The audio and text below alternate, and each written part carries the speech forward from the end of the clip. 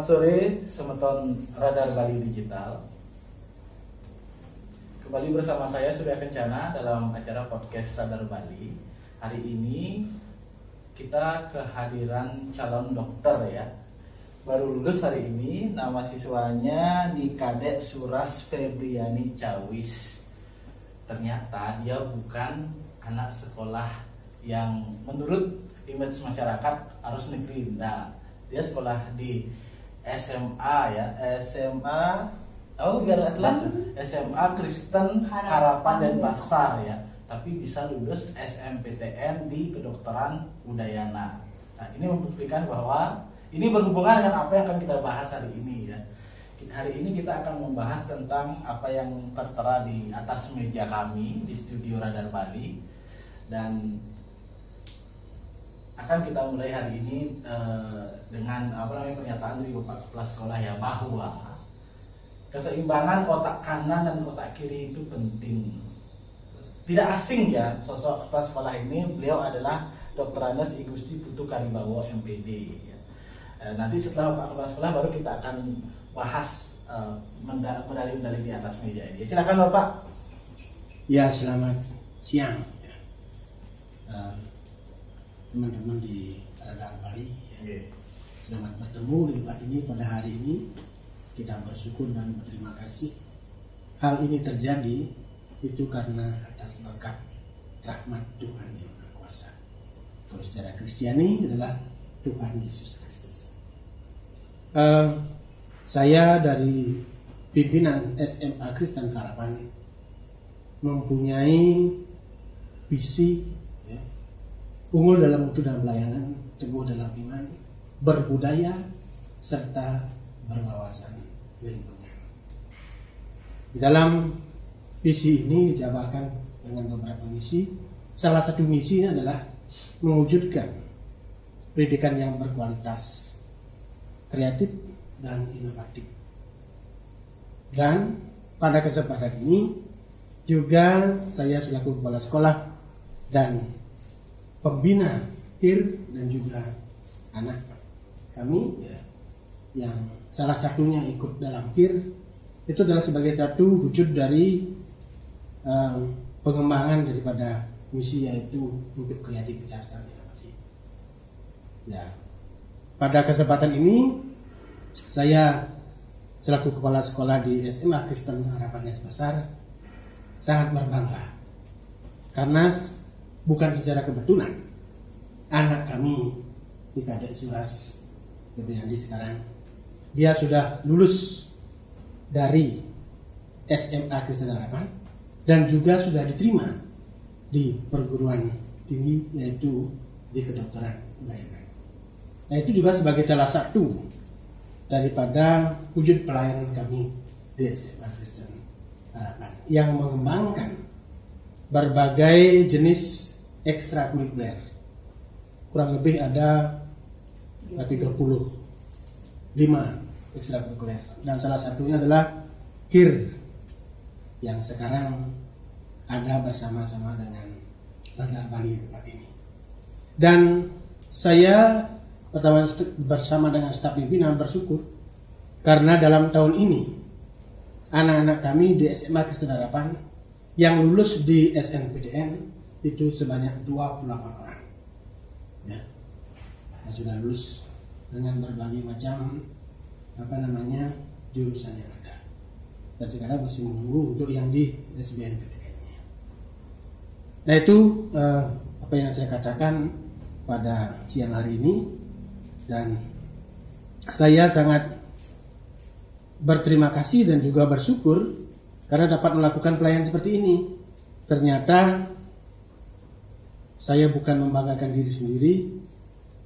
Saya dari lembaga, atau kami dari lembaga SMA Kristen Harapan mampu juga untuk mencetak anak-anak yang tidak saja secara akademis tetapi menyeimbangkan antara otak kiri dan otak kanan.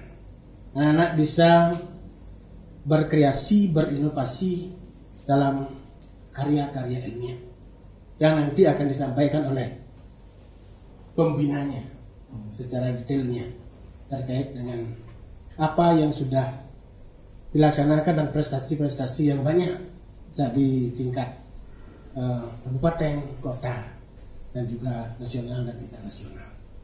Demikian yang saya sempat sampaikan. Semoga dengan hal ini kami selaku staf pimpinan di SMA Kristen Harapan tentu akan berbangga hati dan mengundang tamatan di SMP manapun, jangan kalah, kami akan melayani dan memberikan pendidikan sesuai dengan minat dan bakat melalui ekstrakurikuler dan juga pendidikan secara akademis sesuai dengan kurikulum yang ada. Oke. Demikian yang dapat saya Sampaikan sampaikan. teman-teman. Kita langsung ke adik siapa namanya? Adik Febri. Adik Febri ya. Boleh nggak dipanggil Suras? Boleh. Boleh ya. Kalau pacarnya manggil siapa? Nggak punya Oh, pacar. nggak punya pacar. Oke ya, calon ibu dokter kita nggak punya pacar ya. Belum punya pacar. Oke. Sama seperti saya dulu. SMA anak laku-laku. Oke, kita lanjut ya. Adik bisa mungkin diungkapkan perasaan bahagianya hari ini kan hari terakhir menjadi siswa SMA ya. Ya. Menjadi siswa SMA Kristen Harapan Denpasar. Hari ini terakhir. Ya, hari Oke. ini. Setelah itu sudah tahu mau kemana. Gimana Sama perasaannya? Pertama-tama perkenalkan, nama saya Nika Dek Suraswira Syawis, salah satu siswa dari SMA Kristen Harapan Denpasar. Jadi perasaan saya di sini, saya sangat senang sekali karena saya sudah sudah lulus gitu. Tapi ada perasaan sedih, dimanapun pasti siswa yang masuk pasti akan ada yang lulus juga. Perasaan saya ada yang sedih, dimanapun saya juga akan melanjutkan lagi, akan berpisah dan akan melanjutkan ke jenjang berikutnya. Saya juga merasa senang karena sudah tahu kan gimana kelanjutannya, dan saya sangat berterima kasih jujur ke Sekolah Harapan dan yayasan juga yang udah membimbing saya selama 3 tahun ini menjadi siswa yang bisa melanjutkan lagi ke jenjang yang lebih tinggi. Jadi saya sangat senang dan sangat mengapresiasi. Terima kasih. Ini piala-piala ini kamu yang menghasilkan? Saya dan beberapa tim ya. Harapan. Nanti bisa diceritakan ya. Oh, Jadi ya. kita lanjut lagi ya. Bu Yuli Santosa. Tolong bantu kami ya memahami maknanya apa ini.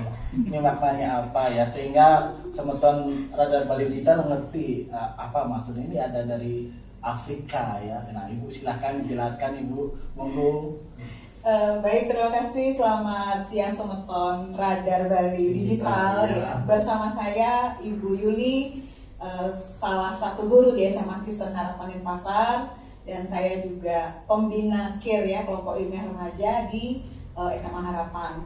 Kemudian hari ini tanggal 3 Mei rasanya belum terlambat kalau kami mengucapkan selamat Hari Pendidikan Nasional ya. Jadi masih dalam suasana-suasana seperti itu, dan saya sangat bahagia dan bangga ya, meskipun dalam tanda kutip tadi ya, meskipun kami berada di sekolah swasta, tetapi kami juga tetap bisa berprestasi. Salah satunya adalah di bidang KIR atau kelompok ilmiah remaja ya. Kalau di sebelumnya dari SMA Harapan kita membahas di bidang jurnalistiknya, di bidang literasinya. Hari ini adalah di bidang ilmiahnya. Seperti yang disampaikan oleh Bapak Kepala Sekolah tadi, kami memiliki lebih dari 30 ekstrakurikuler ya, untuk mengembangkan minat, bakat, talenta anak-anak. Jadi dari bidang ilmiah, kemudian juga seni, sastra, teater, sampai juga dengan olahraga dan juga di ilmiah seperti ini gitu ya. Nah, kalau tadi bertanya mengenai mengenai medali, itu ceritanya bagaimana? Jadi yang ini yang saya pegang ini adalah IIA 2018 ya. Jadi medali-medali yang ada di sini ini semua adalah tim ya yang Febri ikut di dalamnya. Jadi tidak semua medali kami bawa. Kalau semua medali kami bawa ini nanti habis. kemudian ada ya. Yang di sini adalah IIA 2018. Apa itu Bu IIA? Jadi ini International Young Inventors Award. Berarti tingkatnya sudah internasional. ini di tahun 2018 itu Febri masih kelas 10 ya Febri ya? Kelas 10. Masih kelas 10 waktu itu, dan kebetulan ini diadakan di Bali Beach waktu itu. Ya, diadakan di Bali. Ini bukan pertama kali lomba internasional yang kami ikuti. Ini kami pertama kali ikut lomba internasional itu di tahun 2017 di Kuala Lumpur waktu itu. Kemudian karena ini diadakan di Bali, maka kami ikut, dan waktu ikut IIA ini mendapatkan perak ya, Febia mendapatkan perak waktu itu. Judul penelitiannya adalah yang Batako dari sampah canang ya. Saking menariknya penelitian kami waktu itu sempat sampai dikunjungi oleh Bapak Wali Kota, masih Bapak Haidar Wijaya Mantra, dan kami juga sempat waktu itu diwawancarai langsung oleh dari stafnya yang di Wali Kota waktu itu. Batako dari sampah canang. Dari sampah canang. Berarti sebenarnya persoalan sampah kita ada jawabannya sebenarnya. Kalau diseriuskan simakkan. Oke, Ya. ini berarti waktu Febri kelas 10. Kelas 10. Oh, berarti masih banyak yang pintar dari SMK Kristen Harapan Denpasar ya. Pendahulunya pintar-pintar juga tadi ya, karena waktu itu masih kelas 10. Iya, waktu Oke. itu memang saya kolaborasi antara Yang senior sama ya, Oke. jadi artinya supaya ada hubungan antara kakak adik, kemudian yang si kakak juga bisa membimbing adiknya gitu kan. Jadi kan tidak terlalu beda jauh umur antara kakak dengan adik gitu. Jadi biar mereka juga bisa menularkan ilmu ke adiknya. Jadi rasa diapresiasi juga, berharga juga. Paling partner di Ya. Nah, kalau ini Bu, medali Kalau yang internasional ini, juga itu. ini adalah yang ISIF ya. Ini yang ISIF yang 2019 ya. Ini adalah ISIF International Science and Invention Fair. Ini juga kemarin kebetulan juga dilakukan di Bali ya. Gimana nama tempatnya itu ya?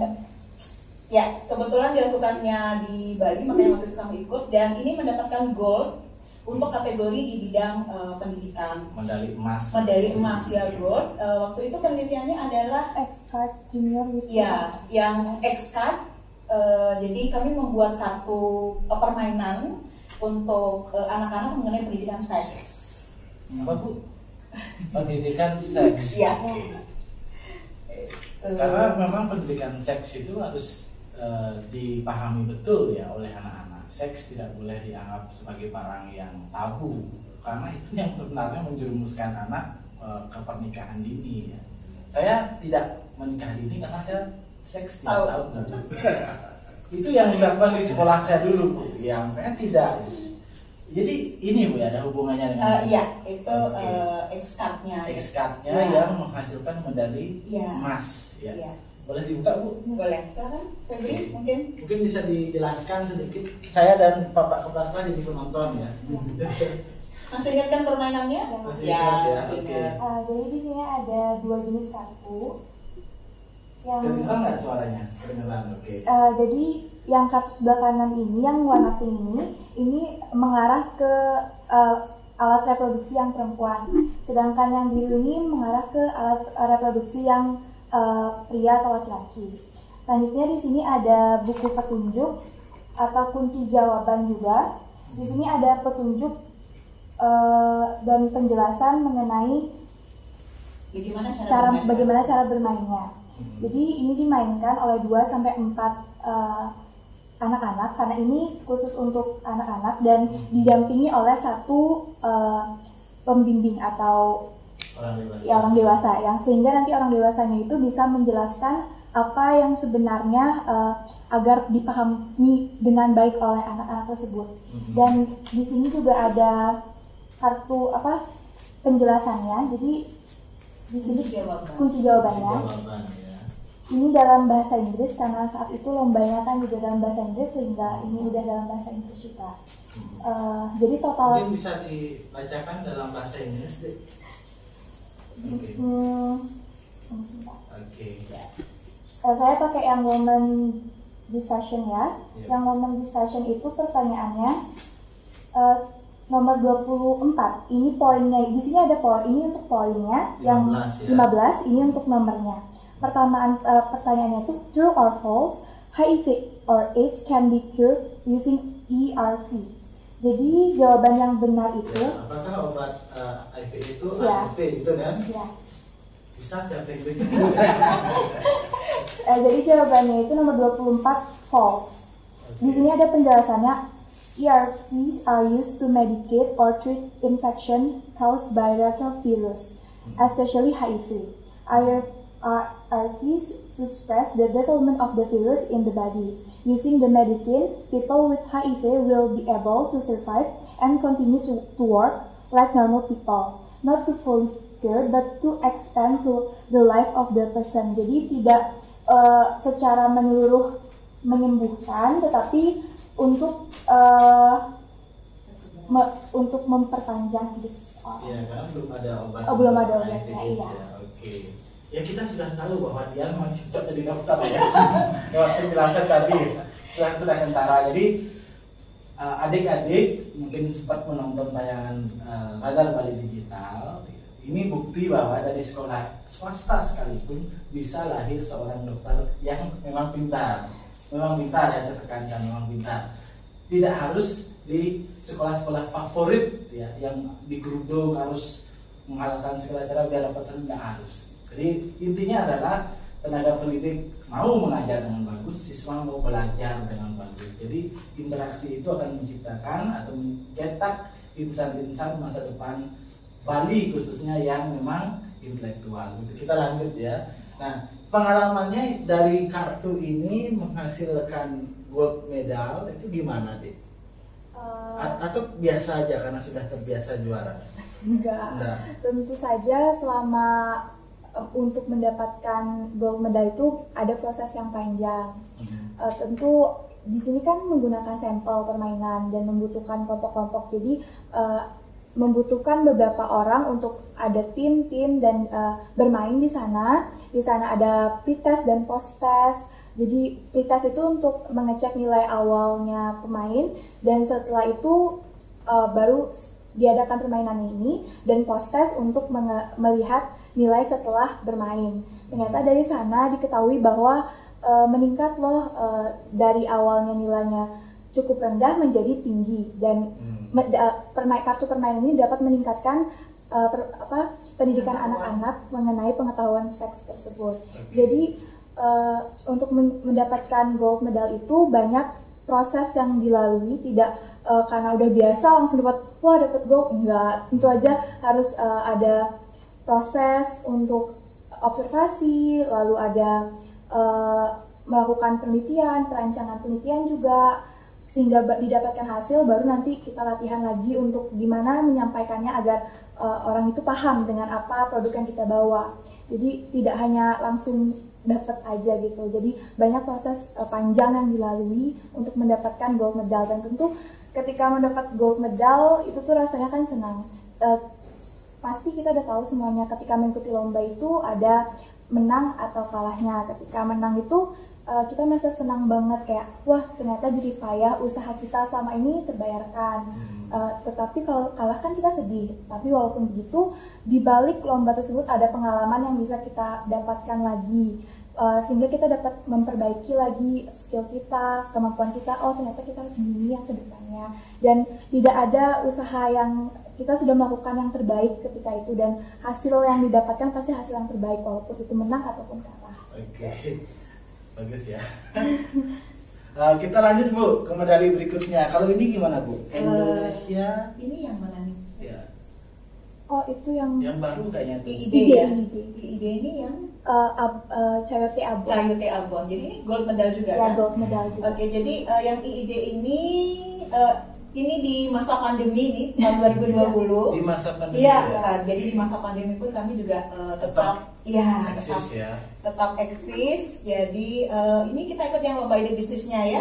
Lomba ide bisnisnya di Indonesia Inventors Day. Waktu itu produk yang kami buat adalah Coyote Abon. Apa itu? Abon dari labu siam. Abon dari labu siam. Ya. Labu siam yang warna putih itu Bu? Iya, labu siam. Bukan, Jepang. Kalau bahasa Balinya. Jepang, sayur Jepang ya. Iya, Jepang. Jukut Jepang. Jukut Jepang itu. Yang bisa dipakai abon. Iya. Gimana caranya Bu? Nah, Karena silakan. saya suka makan, jadi penting ini. Silakan Jadi Febri. seperti yang kita ketahui kalau abon itu kan daya simpannya itu Chayote. chayote itu kan cepat gitu kan untuk membusuk. Dari sana kita mencari gimana caranya biar bisa dikonsumsi dengan jangka waktu panjang. Jadi diolahlah menjadi abon. Jadi abon itu melakukan pengolahan pertama itu abon chayote-nya tuh jelas Labu siamnya. labu siamnya tuh dijelas dicuci bersih, lalu itu dikupas dan diserut. Diserut Di, ya. diparut. Diparut. Diparut. Diparut. Ya, diparut. Setelah diparut itu kita mempersiapkan beberapa bahan seperti bawang merah, Bumbunya. bumbu-bumbunya dan seperti lain-lain dan bawang merah juga tadi. Lalu kita menggorengnya dengan bumbu. Numis ya? Numis.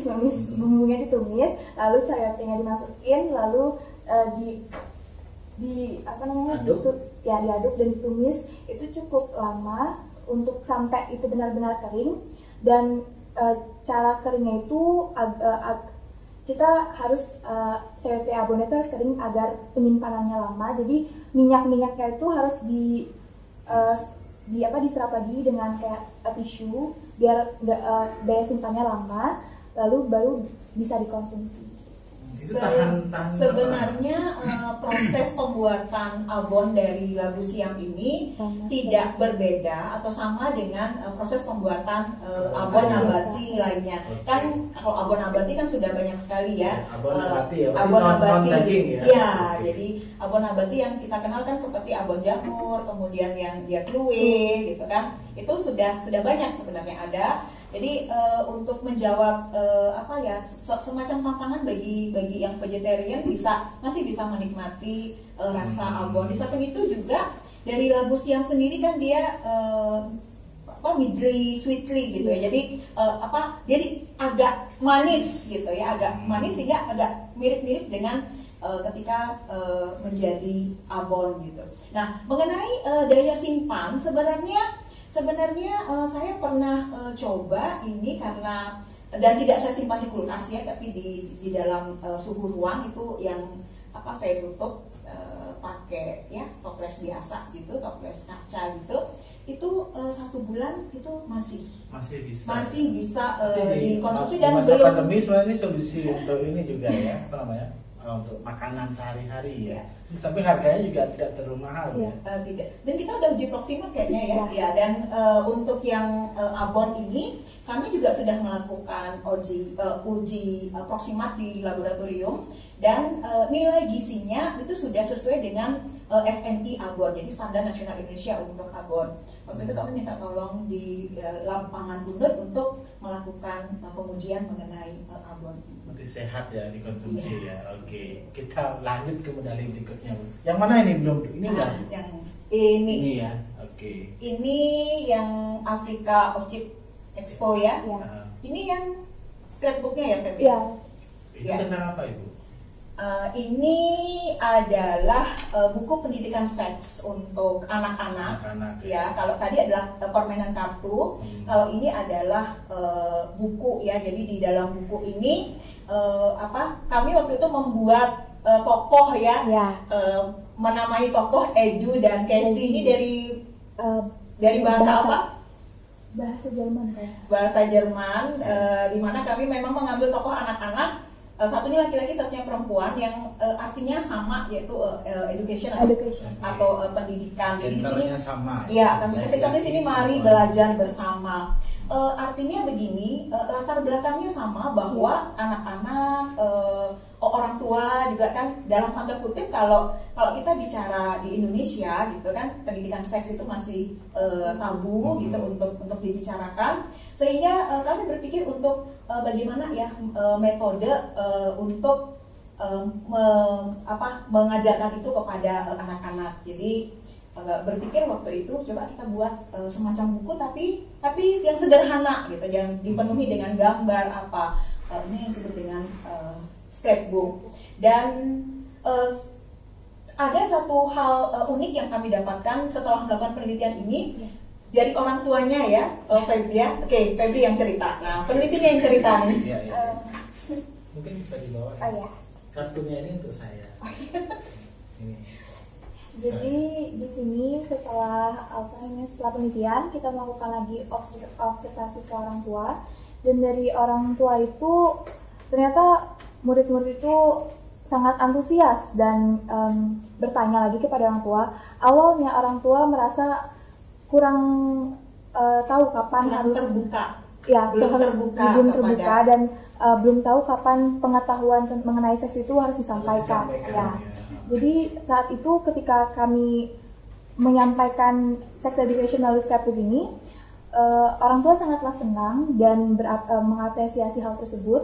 Dan setelah penelitian berlangsung, ternyata orang tua menyampaikan bahwa anak-anak itu mulai terbuka dengan orang tuanya, mulai bertanya, mens itu apa ya gitu. Jadi melalui scrapbook ini orang tua dengan anaknya menjadi lebih terbuka dan sudah mulai bisa menjelaskan pernikahan seks sesuai dengan umur-umurnya secara sederhana. Berarti harus ada jenjang usia. Ada jenjang, juga, ya. iya. Tapi anak saya umur 6 tahun, dia punya adik yang berlawanan jenis dengan dia. Dia nanya, Kok ininya beda? kok ininya beda? Itu gimana cara menjelaskan Nah, itu ya?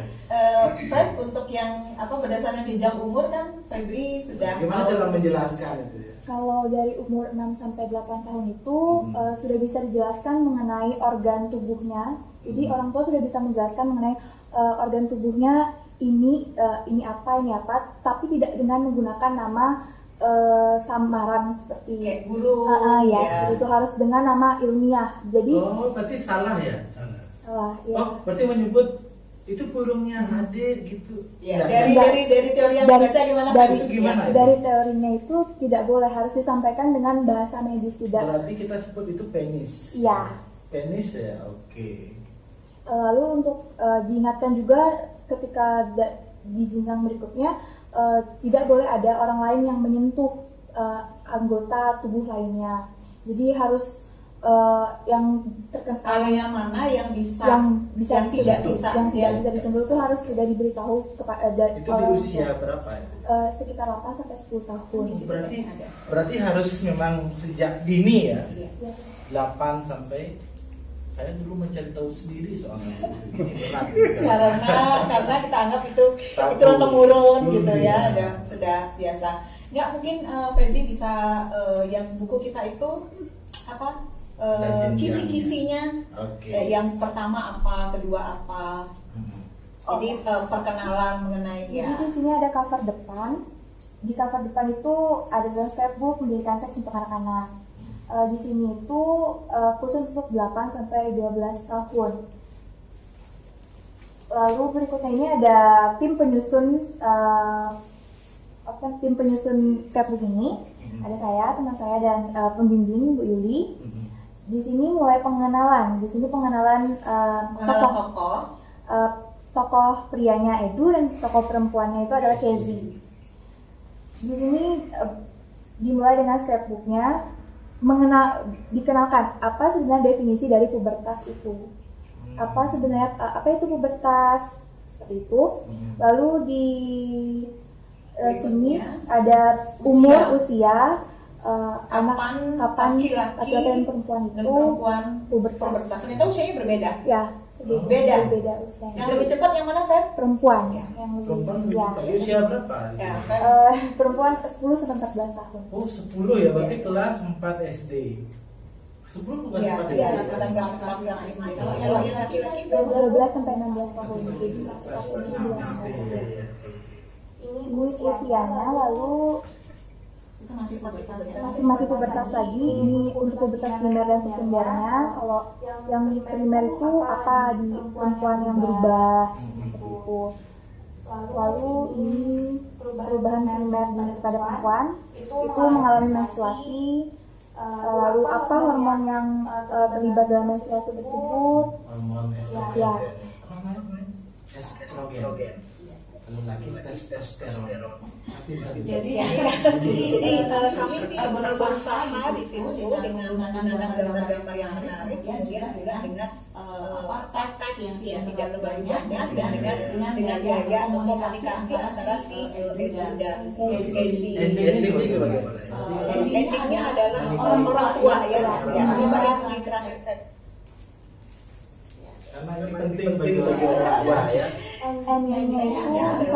mengingatkan kepada anak-anak bahwa orang tua adalah edukator pendidikan seks yang paling tepat. Jadi jangan cerita ke orang lain. Jangan sampai nanya orang lain. ke om sebelah gitu. Iya, sebelah ke orang tua. Jadi orang tua khususnya akan fakta yang tadi ya. Anda adalah edukator pendidikan seks utama untuk anak Anda. Itu ya. Ya, kalau Anda tidak menjelaskan pendidikan seks pada anak Anda, maka orang lain yang akan mengambil kesempatan itu. Dan ini tidak baik untuk perkembangan ini ya, kepribadian dan seksualitas anak. Jadi orang-orang lain yang tepat. Berarti saudara juga tepat.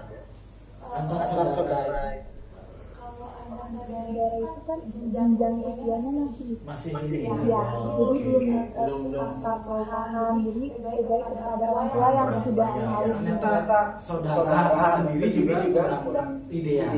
Yang paling tepat adalah orang tua. Oke. Di sana juga ada yang apa yang harus dilakukan? Ya, sebagai orang tua apa yang harus dilakukan? Kemudian juga yang sebelum-sebelumnya ada kegiatan positif yang bisa dilakukan oleh anak supaya pikiran mereka tidak mengarah ke pornografi, tetapi bagaimana melakukan kegiatan positif. Oke, kita kembali ke kelas-kelas ya. Jadi Bapak ini sudah ada semacam penelitian ilmiah yang dilakukan oleh siswa sudah diakui oleh bukan hanya di lingkup Bali ya, di dunia internasional. Jadi memang pendidikan seks ini sangat penting. Jadi pertanyaan saya adalah ini kan selain Bapak selaku pimpinan di SMP Kristen Harapan dan Pasar memberikan ruang bagi ini ya sastra, jurnalistik juga ke dunia kir. Ini akan konsisten ke depan bagaimana Pak? Ya, tentu program yang ada di Harapan itu akan konsistennya berjalan dan seperti contohnya sudah ini kan. Ya dari kelas 10 kemudian kelas 12 masih ikut dan kemudian dari generasi ke generasi itu sudah mulai ditanamkan minat dan bakat anak-anak ke arah kir itu sehingga dia berkelanjutan bisa melakukan. Dan ini kan setelah membuat ini banyak piramid ini atau alat pelajaran juga butuh sokongan dana dan keseriusan dari pihak sekolah. Jadi itu juga berarti sudah disiapkan. Ya. Sepanjang anak-anak itu mau melakukan inovasi dan mau berkreasi dan juga pembimbingnya ada niat dan juga itu kami dari lembaga akan mendukung semampunya karena itulah pengembangan daripada talenta anak-anak yang nantinya bahkan itu yang akan menjadi dasar untuk anak-anak itu akan berhasil. Oke, itu pernyataan yang menarik ya. Jadi ada ruang-ruang di luar dari pembelajaran yang wajib diberikan kepada siswa, yaitu ini ya, ada ekstrakurikuler, KIR salah satunya, dan itu menjadi pondasi anak meraih kesuksesan. Itu sudah dibuktikan oleh si Febri. Dapat fakultas kedokteran itu dari tes atau dari prestasi ini? Dari jalur raport dan prestasi. Ya, ini terbukti ya, ini fakta bahwa sebenarnya memang kegiatan ini positif dan mungkin nanti juga dapat bidik misi bisa ini ya. Kalau dapat bidik misi dan biaya kuliah jadi lebih ringan ya, bahkan mungkin bisa gratis juga. Ya, jadi ini membuktikan bahwa SMA Kristen Harapan dan Pasar konsisten dan komitmen mengantarkan anak-anak Anda nanti ke jenjang yang meraih prestasi dari anak itu atau mimpi-mimpi mereka bisa dicapai lewat sekolah SMA Kristen Harapan dan Pasar. Tapi masih ini kan Pak, nanti ini kan sudah mau buka tahun ajaran baru Pak, tahun akademik 2001-2022. Itu nanti akan sudah mulai membuka diri untuk anak-anak ke sekolah atau bagaimana Pak? Ya, kami yang dari swasta tentu terkait dengan penerimaan siswa baru kami sudah buka. Sudah liburan Maret kami sudah buka. Hal itu ya. tentu kami berharap bahwa masyarakat ya bisa memilih kami di SMA Harapan sesuai dengan apa yang ini buktinya bahwa di SMA swasta pun bisa berkarya. Bisa berkarya. Dan jangan beranggapan bahwa sekolah swasta apalagi di Harapan itu mahal. Tidak ada yang mahal. Apalagi di masa pandemi sekarang ini semua bisa dikomunikasikan. Ini brosurnya apa Pak? Mungkin bisa dijelaskan Pak. Oh ini ekstrakurikulernya. Nah ini brosur penerimaan Oh siswa. iya. Saya boleh baca Pak ya? Ya, boleh. Siapa tahu nanti saya bisa ajak siswa kita jadi dokter juga di sana Pak. Ini Pak bagaimana Pak? Mungkin bisa dijelaskan sedikit Pak.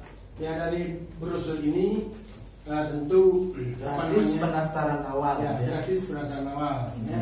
Kemudian biaya pendidikan bisa dikomunikasikan. Ya, oke. Artinya sesuai dengan kemampuan daripada orang tua. Tentu dengan aturan yang ada, maksud dengan aturan yang ada itu ada standar yang harus administrasi yang harus dilunasi bisa dicicil.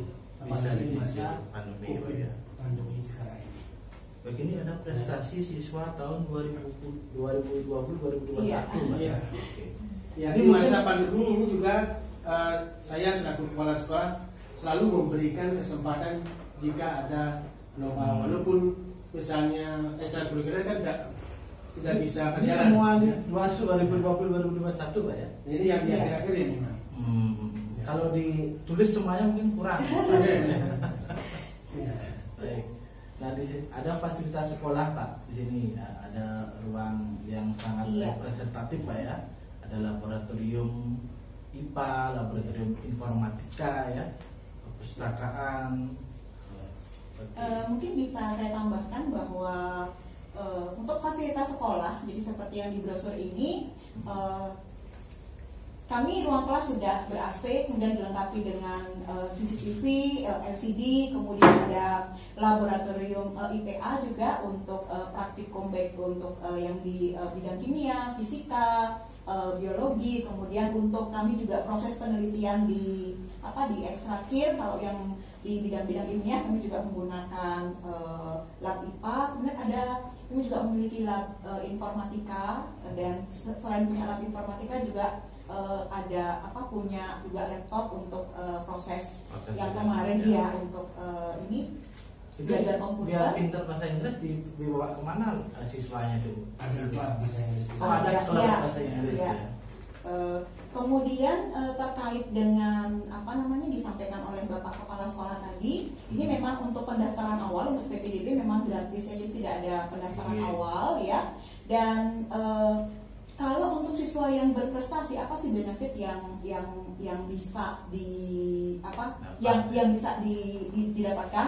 Saya kasih contoh aja siswa kami Febri ya. Jadi Febri ini kebetulan dari kelas 10 sampai dengan kelas 12 dia nggak pernah lepas dari 1 2 3 ya. Jadi 1 2 1 2 gitu ya, nggak pernah lepas dan ranking 1 ranking 2. Sampai ke snapper ke ya, jadi tidak pernah lepas dari ranking 1 2 gitu ya. Dan itu mendapatkan beasiswa setiap bulan nih Pak Nid. Jadi setiap bulan peringkat 1 sampai dengan 5 di masing-masing tingkat untuk jurusan IPA dan IPS itu mendapatkan beasiswa setiap bulan yang angkanya ya cukup lah ya Fabian untuk kan. Nah kemudian terkait dengan ini juga untuk mengikuti lomba-lomba. Jadi seperti yang disampaikan oleh Bapak tadi bahwa semua itu dikomunikasikan. Saya juga kalau mengikuti lomba pasti saya komunikasikan ke Bapak. Pak ini ada undangan lomba ini, kira-kira ada siswa kita yang mau ikut Pak, dan pendanaannya atau pembiayaannya sekian gitu. Jadi Bapak selalu sampaikan ke saya, oke, silakan coba hitung-hitungannya berapa, kemudian silakan ke bendahara. Jadi dan itu ditanggung oleh sekolah. Dan kemudian ketika anak-anak ini menang lomba gitu ya, kalau misalnya mendapatkan hadiah lomba dari si pembuat lomba tersebut, uang hadiahnya milik mereka sendiri, dan plus ditambah lagi juga mendapatkan insentif dari sekolah. Jadi tergantung jenis lombanya, kemudian individu atau berkelompok gitu, dan tingkatan lombanya juga. Pak bisa dijelaskan Pak tentang ini Pak, tentang akreditasi yang diraih dan pertukaran pelajar ini Pak. Nah ini yang menarik ini, pertukaran pelajar berarti siswa SMA Kristen Harapan Denpasar Ada pertukaran pelajar dengan Australia, Dengan dengan Australia, John Septimus. Cuman yang sekarang kayak pandemi ini, Di pandemi ini ya kita enggak ya, tahu Pak, ya? semua bahwa tidak bisa. Iya. bisa ya. Ya, itu hari pendek tapi komunikasi tetap. Tapi itu berapa bulan Pak siswa ada di Australia? Di sana itu adalah 1 bulan. 1 bulan Pak ya. Berarti siswa dari sana juga di sini 1 bulan. Iya. Gurunya juga. Gurunya dengan gurunya. Oh dengan gurunya juga ya. Gurunya. Oh iya. iya. Gurunya yang mengantar gitu ya. Mm-mm. Dan itu yayasan ini adalah merupakan program yayasannya. Mm-mm. Jadi yayasan di unit-unit yang ada dari SMP, SMA itu melakukan pertukaran itu. Berarti ini ada di Australia Barat dan Australia Selatan ya. Oke. Dan juga sekarang ada dengan Jepang juga ya. Dengan Jepang. Rencananya sama berarti programnya. Siswa Ya. 1 bulan ada di Ya sana. sama begitu modelnya. Ya, saya mau dong ada siswa lagi. Oke. Dan SMA Kristen Harapan Denpasar sudah di mendapatkan akreditasi. Ya akreditasi akreditasi ya. ya. Ya. Berdiri tahun 1964. 64. Bapak sudah lahir Pak 1964? Ya belum. Belum Pak. Ini sudah selesai. Sudah. Saya 64, 65, 6 belum berarti ya. Belum 2 tahun ya. Berarti 66 Bapak ya. Saya 66 ya. Belum lagi. Sudah mau pensiun 14 kita ini. Baik, mungkin ada tambahan Ibu mengenai ekstra care ini. Ya karena ini kan tentu akan banyak peminat nanti yang mau jadi dokter terus sekolah di SMA Kristen Harapan Denpasar. Nanti bagaimana Bu modelnya pembinaan nanti care di sana? Ada garansi nggak siswa bisa dapat medali-medali lagi Bu gitu Bu? Itu kan usaha siswa. Oke baik, terima kasih. Jadi seperti yang disampaikan tadi bahwa KIR atau kelompok ilmiah remaja adalah salah satu ekstrakurikuler dari di SMA Harapan ini. Jadi mungkin banyak anggapan dari beberapa siswa bahwa KIR itu dimana dia kelompok ilmiah, jadi kayaknya saintis banget, orang-orang pinter yang di situ ngeri untuk masuk di sana gitu. Padahal sebenarnya tidak seperti itu. Jadi hanya kebetulan saja, ini kebetulan memang saya menggandeng Febri untuk diajak ke sini. Padahal siswa-siswa lainnya juga yang tidak harus dia ranking 1, tidak harus juga anak IPA gitu ya. Tetapi mereka masih bisa juga berprestasi. Jadi ada semacam ketakutan bahwa di KIR itu nanti kalau saya pintar saya nggak akan keterima di sana atau padahal tidak seperti itu. Penelitian juga tidak hanya penelitian di bidang IPA saja, tetapi juga penelitian di bidang IPS atau di sosial humaniora. Itu juga ada beberapa penelitian yang kami kembangkan untuk di sosial humaniora. Yang kemarin yang terakhir itu yang bidang psikologi juga kita juga ngambil yang di ini ya. Kemarin zamannya waktu di awal pandemi kan anak-anak pada stres nih. Anak-anak pada stres, kami waktu itu melakukan penelitian bagaimana sih tingkat stresnya siswa SMA Harapan menghadapi UTBK yang yang persyaratannya berubah-ubah gitu, dan awal-awal pandemi gitu. Bukannya senang Bu siswa lama sekolah dulu? Enggak, yang kemarin yang kami bahas yang UTBK, yang ujian komputer yang untuk mereka ke jenjang yang lebih tinggi. Kalau yang untuk yang siswa online kami belum teliti. Cuman kemarin maksudnya begini Bu, tidak datang ke sekolah itu kan senang Bu. Kalau saya gitu dulu Bu, tapi kalau datang ke sekolah gimana? Saya pusing. Pusing. Beda Bu.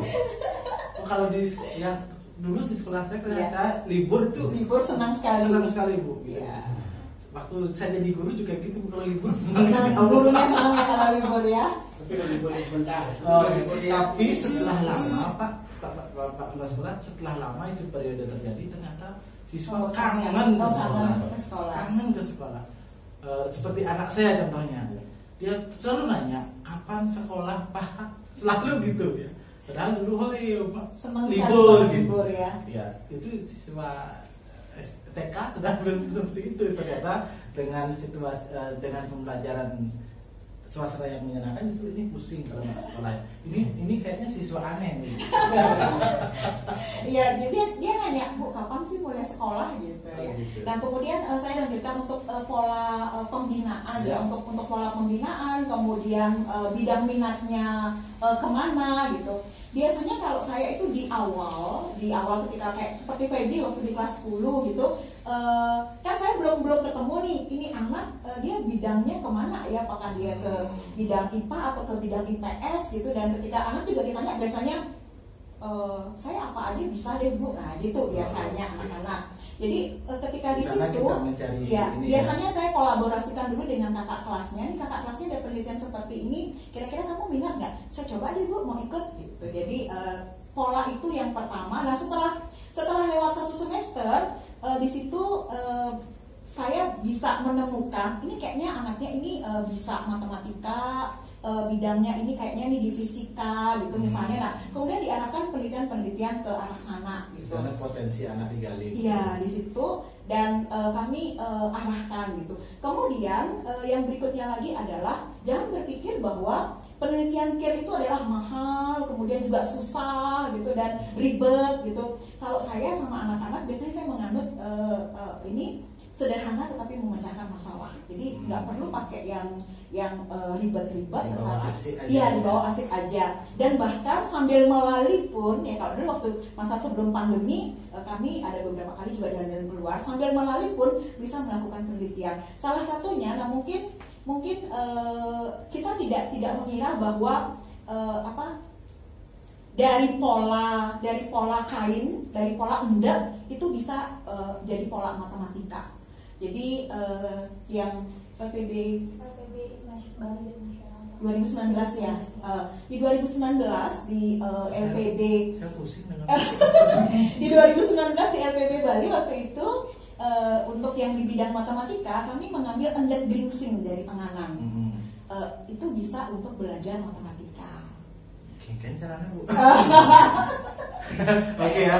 Nanti kalau memang penasaran ya bagaimana caranya, ya Bapak Ibu sama teman-teman kita silahkan sekolahkan anaknya di SMA Kristen Harapan dan Pasar ya. Kita akan tutup podcast hari ini dengan pernyataan perpisahan dari Febri ya. Di hari ini terakhir mengenakan pakaian SMA ya. Kalau kita tahunya itu apa, putih abu ya. Putih abu, mungkin kali ini tidak pakai putih abu ya. Silahkan disapa kawan-kawannya di SMA Kristen Harapan dan Pasar. Ini perpisahan, mungkin ada kata terakhir untuk si dia mungkin atau ada ucapan terima kasih untuk Bapak Ibu guru, untuk teman-teman di SMA Kristen Harapan, dan harapannya gimana untuk KIR ini ke depan ya. Silahkan Dik, langsung tutup acara ini Dik. Untuk teman-teman yang tahun ini lulus, selamat atas kelulusannya dan tetap semangat untuk kedepannya. Jangan menyerah, apapun itu pasti ada jalannya. Semoga kalian diterima di tempat yang memang kalian inginkan dan tetap semangat. Semoga kita bisa segera ketemu habis pandemi ini selesai. Untuk adik-adik yang ada di bawah ataupun yang ikut KIR, semangat untuk kedepannya, baik itu lomba di bidang akademis ataupun non akademis, tetap semangat. Semoga itu bisa menjadi salah satu yang membantu kalian kedepannya. Dan untuk guru-guru, baik Bu Yuli, Pak Kalibawa dan guru semuanya di Harapan, terima kasih karena sudah bimbing Febri selama 3 tahun ini. Dan Febri harap yang Febri berikan ke sekolah itu sudah yang terbaik. Febri mohon maaf kalau ada kesalahannya, dan harapannya untuk KIR, semoga Bu Yuli tetap semangat bimbing KIR dan bimbing adik-adiknya. Semoga banyak lagi prestasi yang bisa diberikan oleh adik-adiknya, dan Bu Yuli tetap semangat. Terima kasih untuk SMA Harapan dan Pasar dan Yayasan. Sekian dari saya. Oke, baik, terima kasih. Sampai jumpa di kesempatan berikutnya. Oke.